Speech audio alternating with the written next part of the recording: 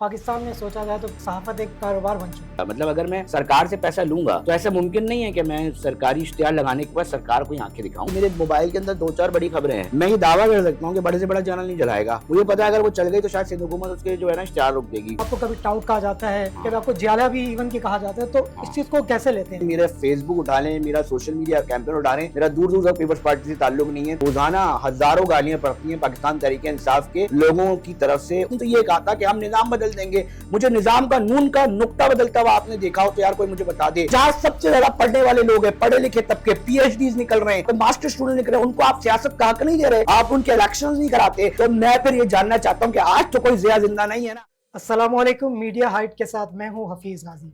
नाजरीन, आज हमारे साथ एक ऐसी शख्सियत मौजूद है जो न सिर्फ कराची के मामलात पे गहरी नज़र रखती है, इसके अलावा अगर पाकिस्तान की सियासत की बात करें तो वहाँ पे भी एक बड़ी गिरफ्त रखते हैं। हमारे साथ मौजूद हैं सीनियर सहाफ़ी और एंकर पर्सन सैयद अली रज़ा।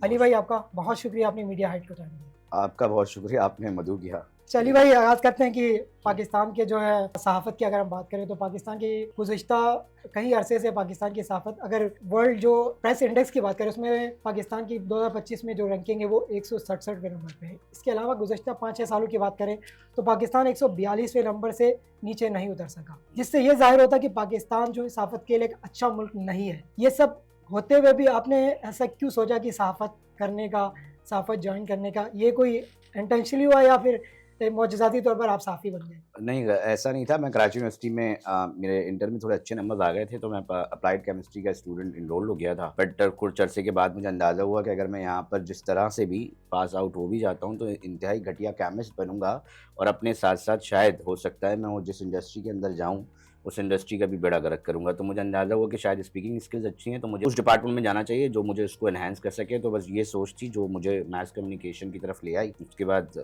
दौड़ें लगाई, धक्के खाए, और जो होता है वो सहा। अब थोड़ा बहुत अपनी जगह बनाने में कामयाब हो गए, शायद ऐसा लगता है। ऐसी खबर जिसको अपने सहाफ़ती करियर में जिसको करते हुए आपने बोला हो कि अब मेरा करियर की सबसे बेस्ट खबर है, या फिर ऐसा कोई मौका आया हो जिसमें आपने कभी सोचा हो कि सहाफ़त करके मैंने बहुत बड़ी गलती की, कोई ऐसे मौके जो आप शेयर करना चाहें? भाई मैं खुल के बता रहा हूँ, थैंकलेस जॉब है सहाफत, ये जर्नलिज्म मीडिया, खुल के बता रहा हूँ। आप आज की किसी बड़ी खबर के साथ खड़े होंगे और कल आपका असाइनमेंट एडिटर बोलेगा यार वो तो कल की खबर है भाई, आज क्या दे रहे हो। मतलब तुम अंदाजा कर सकते हो कि किसी जगह पर तुम जाओ और पीक पे चले जाओ, अपनी स्टोरी उसकी पूरी दिन रात की पूरा मीडिया उस चीज के ऊपर डिस्कस कर रहा हो, ठीक है, मतलब टॉप चैनल के टॉप एंकर उसके ऊपर डिस्कस करना शुरू कर दें, और अगले दिन आप वहीं जीरो पे खड़े हो जाओ यार वो एक एज लाइफ तो कर दो मौसम पे। तो अली भाई, जैसे कि पाकिस्तान में सोचा जाए तो सहाफ़त एक कारोबार बन चुकी है। एक सहाफ़ी जो है किसी पार्टी का तर्जुमान बना हुआ होता है, उसी पार्टी का तर्जुमान ऐसे बना हुआ कि वो उस पार्टी की कोई गलतियां हैं उसको भी डिफेंड कर रहा होता है, जो अच्छाइयाँ है वो तो बढ़ा चढ़ा के भी बयान करता होता है। तो क्या ये सहाफ़ती इक़दार के खिलाफ नहीं, आप क्या समझते हैं? भाई आपने जनरल स्टोर देखा है, आपने मुख्तलिफ साबुन की कंपनियां देखी हैं, आपने घी की कंपनियां देखी हैं, आपने मुख्तलिफ कंपनियां देखी होंगी। वहाँ पर एक वन एजेंडा होता है कि वो कहते हैं यार पैसा कैसे आएगा ना, मतलब वो बिजनेस कर रहे हैं बेसिकली ना। तो अगर आप बैक हैंड पे जाएं तो इसमें कोई दो राय नहीं। अब तो एक खुल के बाद हर बंदा कर रहा है कि यार ये मीडिया हाउसेज बेसिकली एक बिजनेस है, और बिजनेस के तौर पे जो मालिक है वो कहता है यार मैं अगर मतलब इतने पैसे लगा रहा हूँ, लेट सपोज के 100 रुपये लगा रहा हूँ, तो अगर मुझे उसमें से मतलब 120 भी ना मिले तो मेरे लिए घाटे का सौदा है। और अगर वो 120 नहीं मिल रहे और उसको करने के लिए अगर 150 करने के लिए उसको कुछ आगे पीछे करना पड़ रहा है, तो मेरे नहीं ख्याल कि वो इक़्तिदार का सोचेगा। वो तो वो सोचेगा जिसमें उसको 100 रुपये लगाने के बाद जो है वो 150 रुपये कैसे आए बाहर। तो मेरे ख्याल से तो जितने भी मीडिया हाउसेज इस वक्त बहुत मेजॉरिटी के ऊपर काम कर रहे हैं, तो वो बिज़नेस है। और मैं समझता हूँ कि अगर बिज़नेस नहीं होगा तो भाई इतना बड़ा स्टाफ को चलाना वो कैसे मुमकिन बनेगा। फंड्स, अच्छा पहले ये होता था, मैं ये समझता हूँ कि पहले आवाम चलाते थे, जितने अखबारात हैं ना उसमें अवामी सपोर्ट होती थी। अगर आप कलेक्टिव एफर्ट, अब मैं अगर किसी बिजनेस या किसी ऐसी कॉरपोरेट या एड्स के ऊपर जाऊं तो यार फिर मुझे कहीं ना कहीं उनकी चीज़ों को टो करना पड़ेगा, उनके एजेंडों को टो करना पड़ेगा। मतलब अगर मैं सरकार से पैसा लूंगा तो ऐसा मुमकिन नहीं है कि मैं सरकारी इश्तिहार लगाने के बाद सरकार को ही आंखें दिखाऊं। ऑब्वियसली ना, अगर मैं वफाकी हुकूमत जो कि इतलात से बजट लेती है तो मैं बैलेंस रखूंगा। अवाम तो है ही ना, फिर अवाम शिकायत करती है कि यार हमारी बात नहीं हो रही इन मीडिया चैनल्स में, तो भाई क्यों होगी? आप कर क्या रहे हैं? आप चैनल्स के साथ क्या खड़े हो रहे हैं? अच्छा चले आप चैनल्स को हटा दें, आप अपना कुछ ऐसी चीज ले आए जिसपे आप अपनी बात करें, चले आप उसको भी हटा दें, जो लोग आपकी बात कर रहे हैं आप उनके साथ खड़े हो जाए, आप वो भी नहीं कर रहे।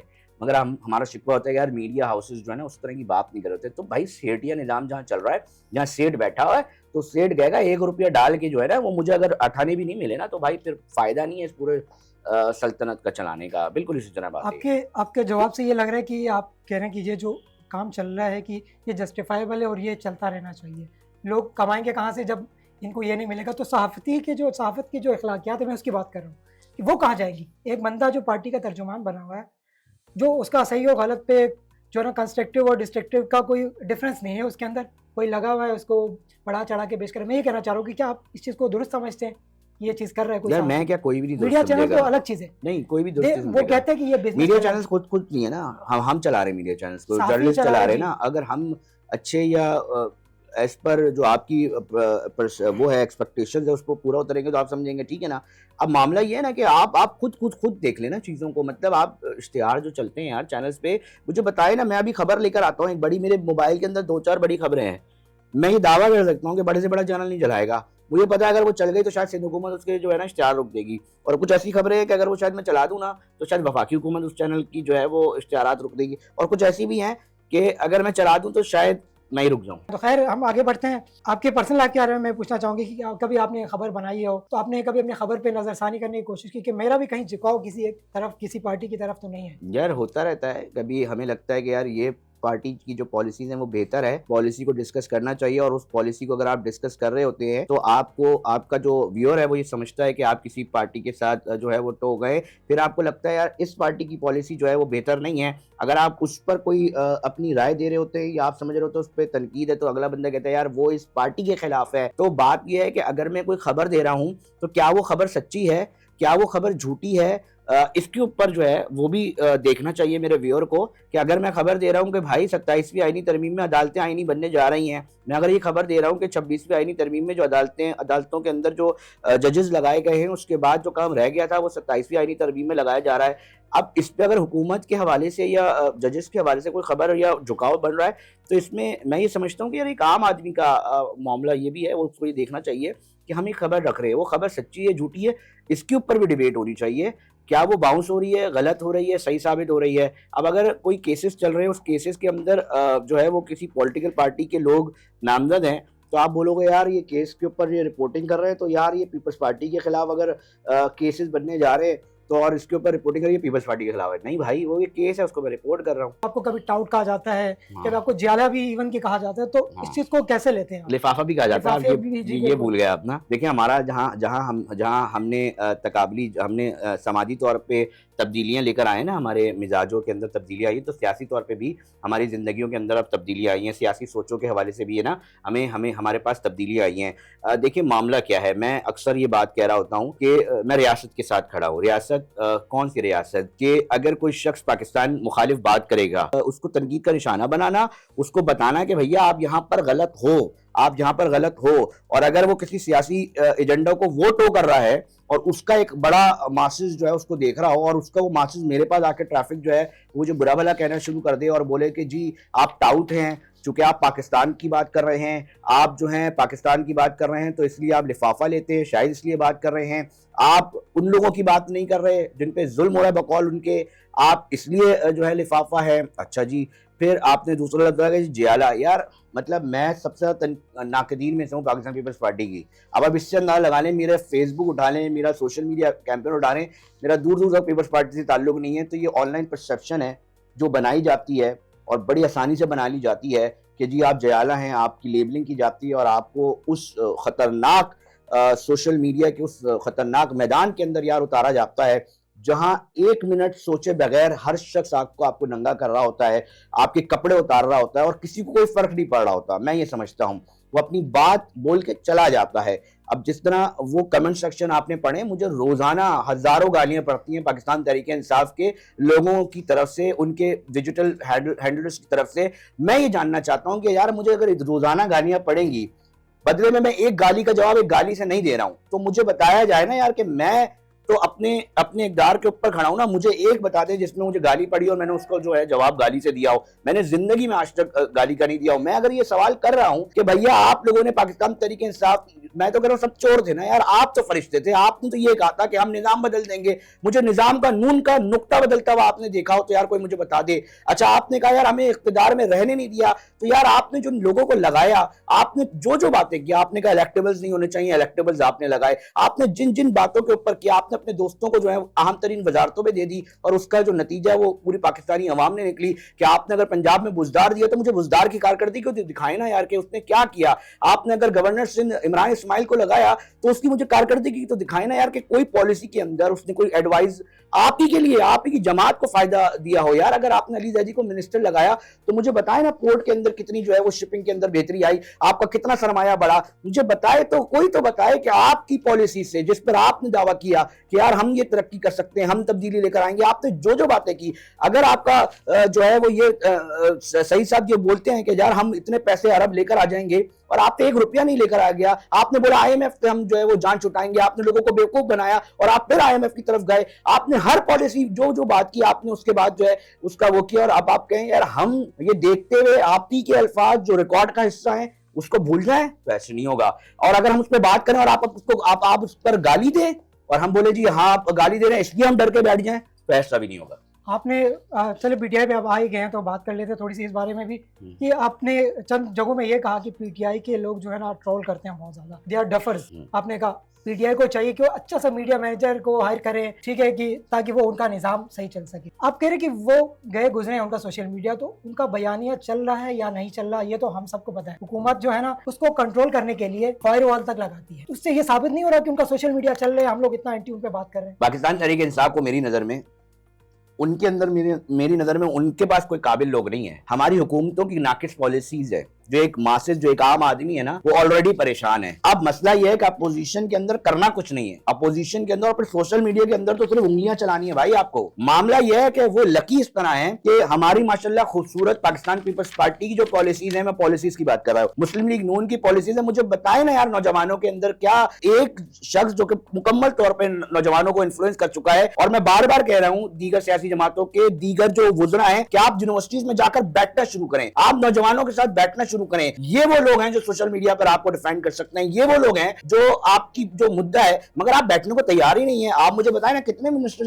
जो है वो यूनिवर्सिटीज के अंदर जाते हैं और नौजवानों से मुखातिब होते हैं। आप मुझे बताएं कौन सी पार्टी की कितनी सारी यूनिवर्सिटीज है पाकिस्तान भर के अंदर, कितने लोग बैठना चाह रहे हैं। जब आप बैठने ही नहीं चाह रहे उस यूथ के साथ, आपके साथ वो कनेक्ट होता दिखाई नहीं दे रहा, और एक शख्स जो कि बात ही यूथ पे कर रहा है, जो कि बोल रहा है, जो पहले दिन से बोल रहा है यूथ यूथ यूथ, यार यूथ उसके साथ खड़ी होगी ना। आप तो वेलकम कर ही नहीं रहे ना। आप रियासत के अंदर आपने अभी भी भाई जैनजी का दौर है, अब बाबों का दौर खत्म हो चुका है, ये समझना पड़ेगा आपको। अब आप अगर बाबों के साथ बैठे रहेंगे और समझेंगे जी बाबे चीजें मैनेज कर लेंगे चला लेंगे, तो माजरत के साथ एक हद तक ही वो चीजें मैनेज होंगी। मगर अगर आपने जैनजी को आज अपने साथ नहीं मिलाया, जितने भी मिनिस्टर या जो भी लोग सुन रहे हैं, अगर आप लोगों ने यूनिवर्सिटीज में बैठक नहीं लगाई, अगर आपने नौजवानों के साथ बैठक नहीं लगाई, उनके मसले नहीं सुने, कम से कम यार गुड़ ना तो गुड़ जैसी बात तो कर लो, वो भी अगर आप करने को तैयार नहीं है, तो बेसिकली उनकी जीत उनकी वजह से नहीं है, आपकी नाकाम पॉलिसियों की वजह से मैं समझता हूं कि उनकी जीत हो रही है। अच्छा, उनकी जीत को आप अप्रिशिएट नहीं कर रहे, ये जो कर रहे हैं, मतलब जो गलत रास्ते में है, आप इसको हाईलाइट करें। तो हमें तो एज ए जर्नलिस्ट ये भी तारीफ करनी चाहिए कि they are doing well. PTI की बात करें ना कि भाई वो जा रहे हैं सेमिनार्स, भाई मुझे सेमिनार्स कहां कर रहे हैं,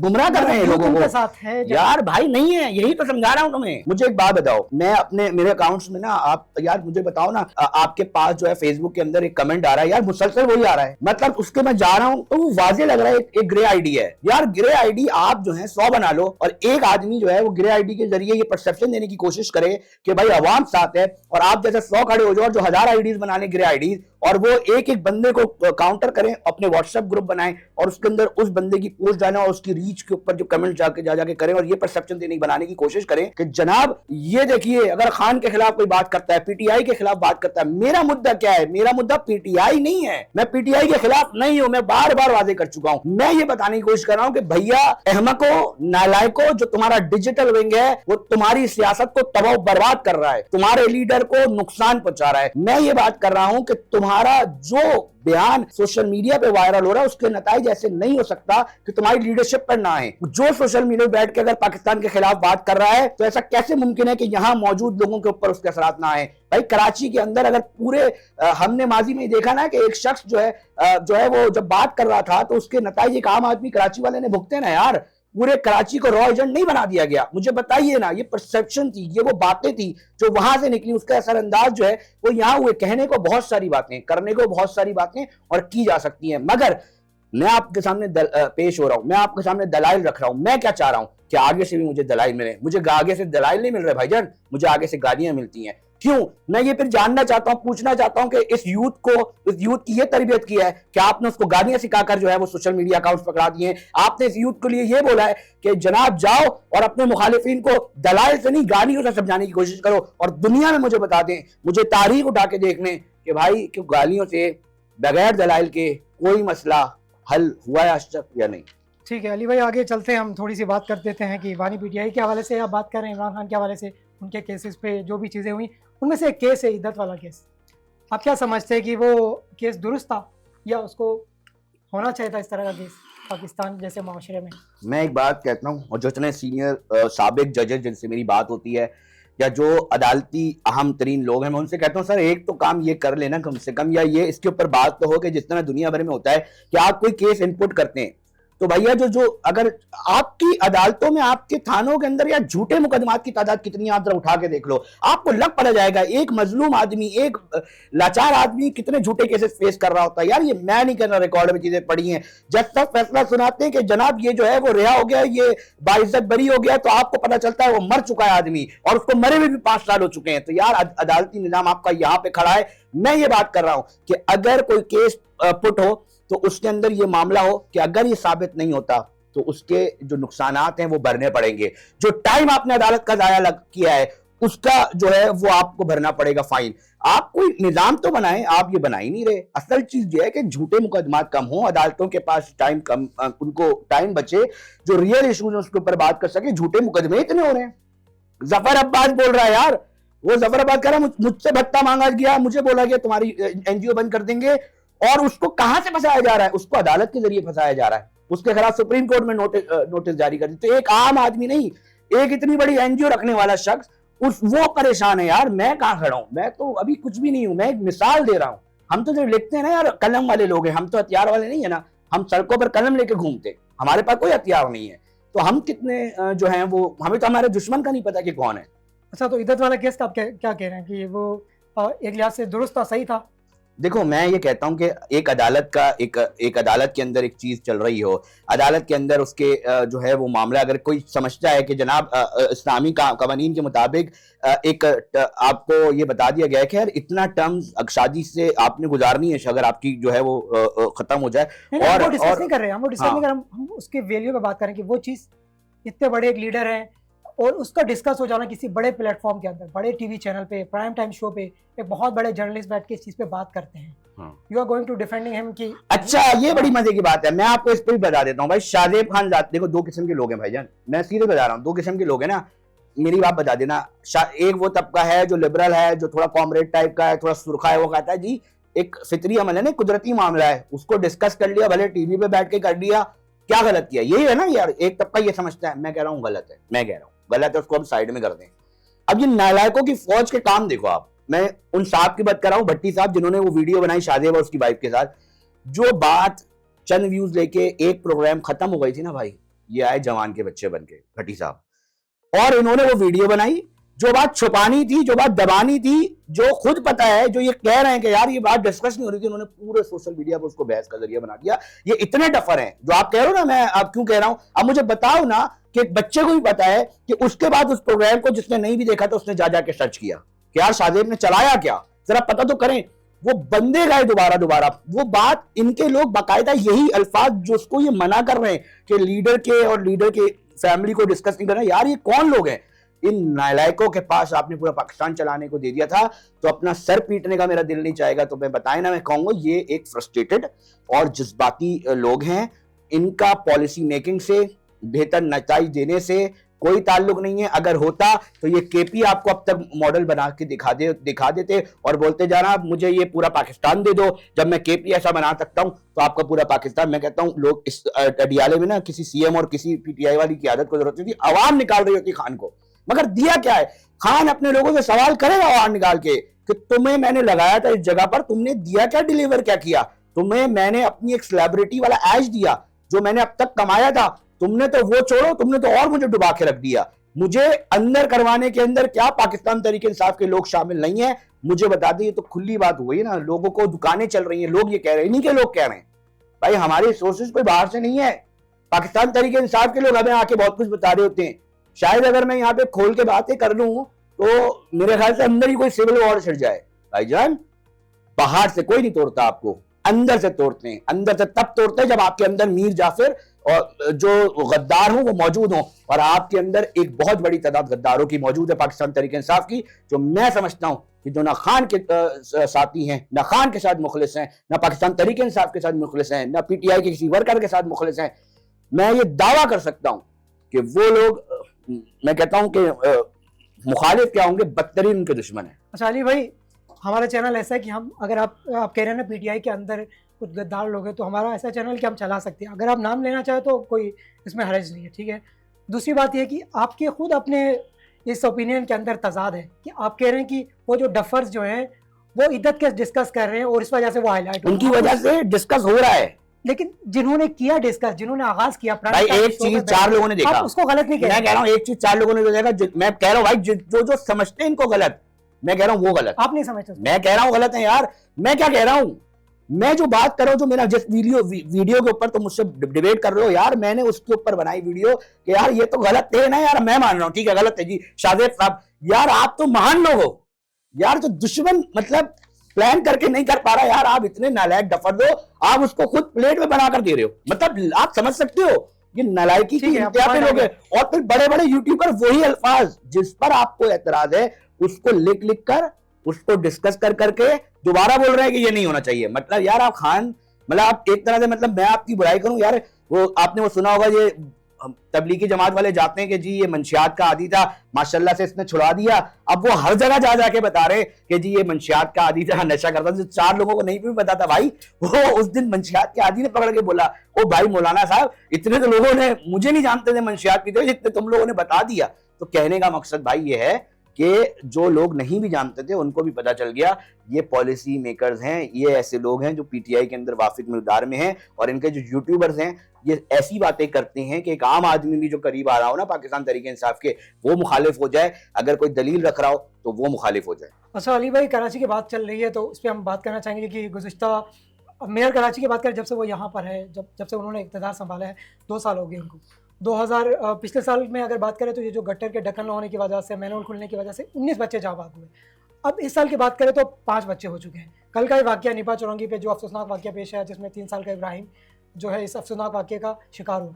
तो आप क्या समझते हैं इसमें कौन जिम्मेदार है, केएमसी, मेयर या फिर कोई और? इसमें मैं ये समझता हूँ कि पॉलिसी साज इसके सबसे बड़े जिम्मेदार हैं। मुझे एक बताया जाए कि एक शख्स जो कि मेयर है और एक वाटर कॉरपोरेशन है, ऑल्दो के वो ये क्लेम कर रहे हैं कि ये हमारी जगह नहीं थी, यानी कि वाटर कॉरपोरेशन ये क्लेम कर रहा है कि इसके अंदर हमारी कोई भी ऐसी लाइन नहीं जा रही थी। मैं इस डिबेट से भी बाहर निकलकर आपसे ये सवाल और लोगों के सामने ये सवाल रखना चाहता हूं कि हम हल पे क्यों नहीं बात करते, हम मसाइलों के ऊपर बात कर रहे होते हैं। आज भी आप देखें तो गटर के ढक्कन के ऊपर सियासत हो रही है। मैं ये जानना चाहता हूं कि यार हल कौन पेश कर रहा है, मुझे बताइए। मेरे मोहल्ले का ढक्कन और मेरे मोहल्ले के गटर के ढक्कन ना होने का सबसे पहले इल्म किसको होगा? मुझे होगा।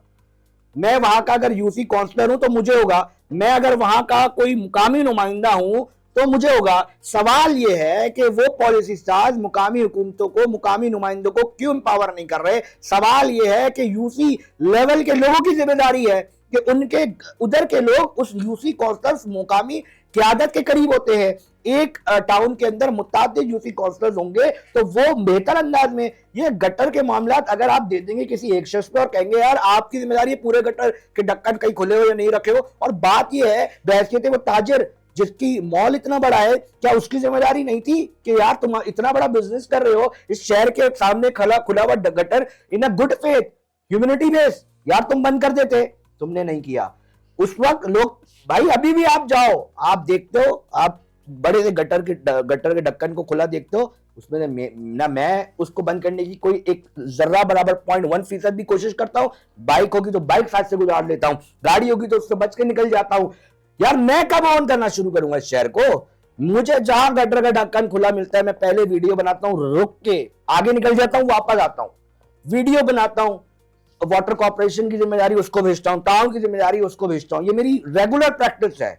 मेरे पास एक ऑप्शन है, मैं गाली दे के भी निकल सकता हूँ। अच्छा, आप कह रहे हैं मेयर कराची, इसमें उनका कोई फॉल्ट नहीं है, ये वाटर कॉर्पोरेशन का हिस्सा है और उनको ये सॉर्ट आउट करना चाहिए, राइट?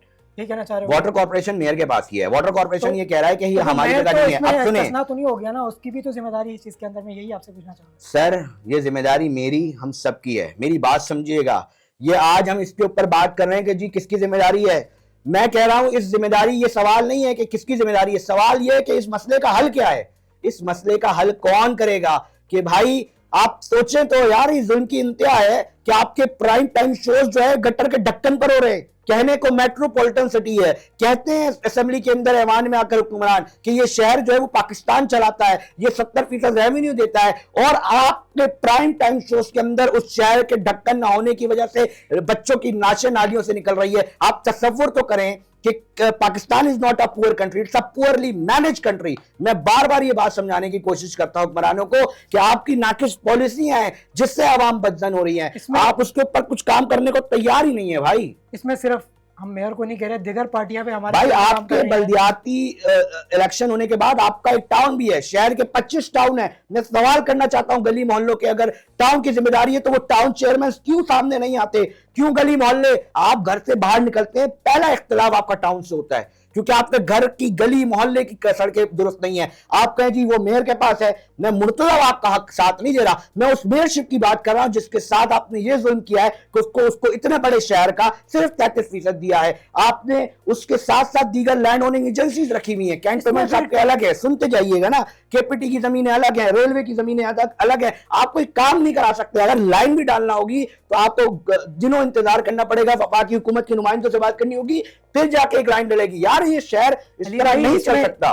इसमें मेयर को कोई इशू क्यों होना चाहिए, उसकी अपनी गवर्नमेंट है सिंध के अंदर गुज़श्ता 17 सालों से। तो ये बात उन लोगों के लिए होती है जो मेयर किसी और पार्टी से हो, शहर सूबे में हुकूमत किसी और पार्टी से हो। मेयर कराची कौन है? सुप्रीम कोर्ट ने आर्टिकल 140A अप्रूव किया हुआ है, यहाँ भाई मेयर को इख्तियारात दे दो। एमक्यूएम का इसके अंदर एक स्ट्रगल शामिल है। एमक्यूएम कहती है इसको आइन में तरमीम करके इसके अंदर इसको वाजे ये कर दो कि जो बजट आपके पास आता है वफाकी सतह से सूबों के अंदर, उसके अंदर वो डायरेक्ट वफाक नीचे भी दे दे। मामला क्या है कि अब तो इससे ऊपर की डिबेट चल चुकी है। 28वीं आईनी तरमीम में जो बजट आपके पास आता था अब उसके ऊपर भी कटौती लगने जा रही है, जिसकी वजह से तहफ्फुज़ात है पूरी पाकिस्तान पीपल्स पार्टी हो गई या नून लीग हो गई। मामला बहुत संगीन नौयत इख्तियार कर चुका है कि आप नीचे मुकामी सतह पर जब तक एक आम आदमी को नहीं एम्पावर करेंगे। दूसरी, मैं तमाम सियासी जमातों को बशमूल कोई भी हो, मैं कहता हूं ये जमहूरी नहीं है।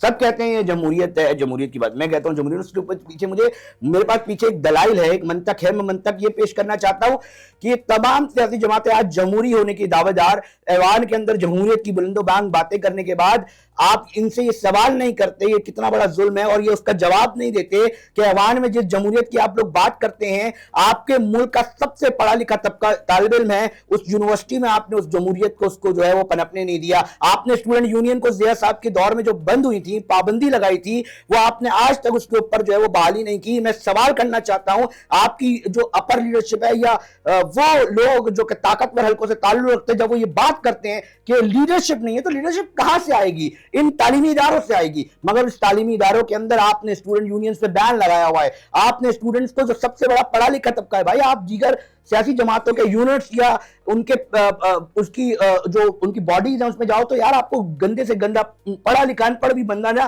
काम करता नजर आएगा। मगर जहां सबसे ज्यादा पढ़ने वाले लोग हैं, पढ़े लिखे तबके, पीएचडीज निकल रहे हैं, जो वहां पे मास्टर स्टूडेंट निकल रहे हैं, उनको आप सियासत का हक नहीं दे रहे, आप उनके इलेक्शन नहीं कराते, आप उनको जो है वो स्टूडेंट यूनियन को बहाल नहीं करते। तो मैं फिर ये जानना चाहता हूं कि आज तो कोई जिया जिंदा नहीं है ना, आज फिर जिया साहब की जो पॉलिसीज है उसको आप क्यों टो कर रहे हैं? आप बताइए कि अगर आप जमहूरियत पे वो रखते हैं, यकीन रखते हैं, तो आपको फिर आपके स्टूडेंट यूनियंस को आपको बहाल करना पड़ेगा, यूनिवर्सिटी के स्टूडेंट्स को भी आपको हक देना पड़ेगा। अच्छा, आपने एमक्यूएम की अभी बात की, एंडिंग है प्रोग्राम का, हमारे पास वक्त बहुत कम है, तो मैं ये जानना चाहूँगा कि आप क्या समझते हैं कि एमक्यूएम इतने अरसा दराज से कराची में सियासत करी जा रही थी, तो क्या वो हुकूक वगैरह जितने भी यहाँ की पब्लिक है उनके राइट्स का ख्याल कर सकी है जब जब भी उसको मौका मिलता रहा? अभी कराची का जो है गवर्नर से है यहाँ पे, इसके अलावा इनकी पॉलिटिक्स चलती रहती है, तो इस बारे में आपके क्या राय है? भाई कोई बुरा ना माने, मैं बड़ा तल्ख जुमला देने वाला हूँ कि बात यह है, बहुत तल्ख जुमला होगा कि मामला यह है कि आप ये देखेंगे 84 में एक बनने वाली जमात जो कि पाकिस्तान के मंजर पर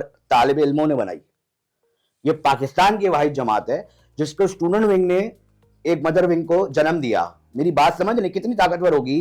और उसके साथ साथ मैं ये कहना चाहता हूं कि बदनसीबी देखिए कि ये क्लेम ये करते हैं कि हमारे 15,000 के करीब लगभग जो है लाशें हमने उठाई हैं बच्चों की, हम इन्होंने उस सियासत से इतनी लाशें दे दी।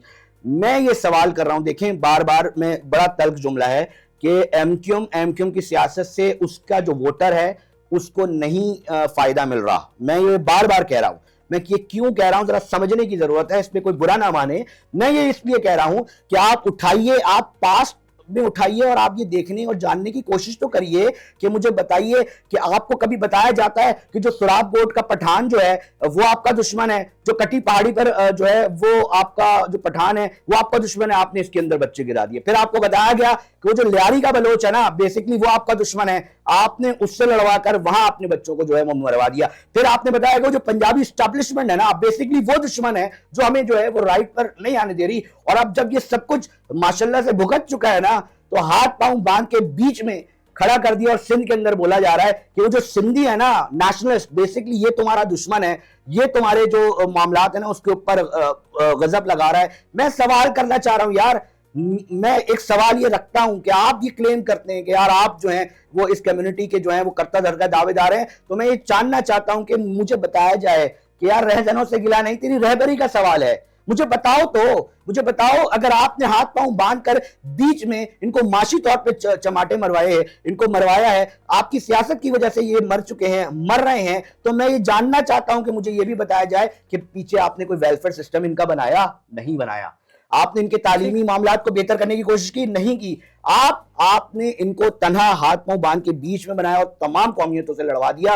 मुझे बताइए कि क्या नतीजे बहुत मिलेंगे शुक्रिया, इसके? हमारे पास वक्त की बहुत कमी है। आपसे आखिर में ये जानना चाहूंगा कि अगर सहाफ़ी जो हमारे स्टूडेंट्स वगैरह जितने यहाँ पे, उनको कोई छोटा सा पैगाम देना चाहेंगे आप? एक इंतहाई थैंकलेस जॉब है। अगर आप समझते हैं कि आप 5 साल तक बगैर तनख्वाह के काम कर सकते हैं, बहुत जल्दी से इस फील्ड में आ जाएं। अगर आपको घर में कोई काम नहीं है, आपने जिंदगी में ये सोचना है कि सिर्फ आपने घूमना फिरना है और आपके पैसे वैसे जो हैं वो कहीं और से आ रहे हैं, तो फौरन इस जगह पर आ जाए, जर्नलिज्म करें। अगर आपको पता है कि खामों में कोई आकर जो है आप पर FIR करा देगा, कोई आपको धमकी लगा देगा, कोई आपको कहीं से भी किसी भी तरह से नुकसान पहुंचा सकता है और आपको कोई फर्क नहीं पड़ता इस नुकसान पहुंचने से, तो भाई आप इस सहाफत में आए।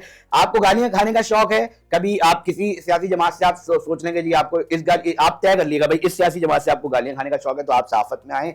मैं वर्स्ट कह रहा हूं कि थैंकलेस जॉब है। जिसको जिंदगी में ये शौक होना कि यार आपकी कोई छोटी सी भी तारीफ ना करे, ठीक है ना, तो आप इस फील्ड में आ जाए। बहुत बहुत शुक्रिया अली भाई आपका, आपने हमें मीडिया हाइट को टाइम दिया, बहुत बहुत शुक्रिया।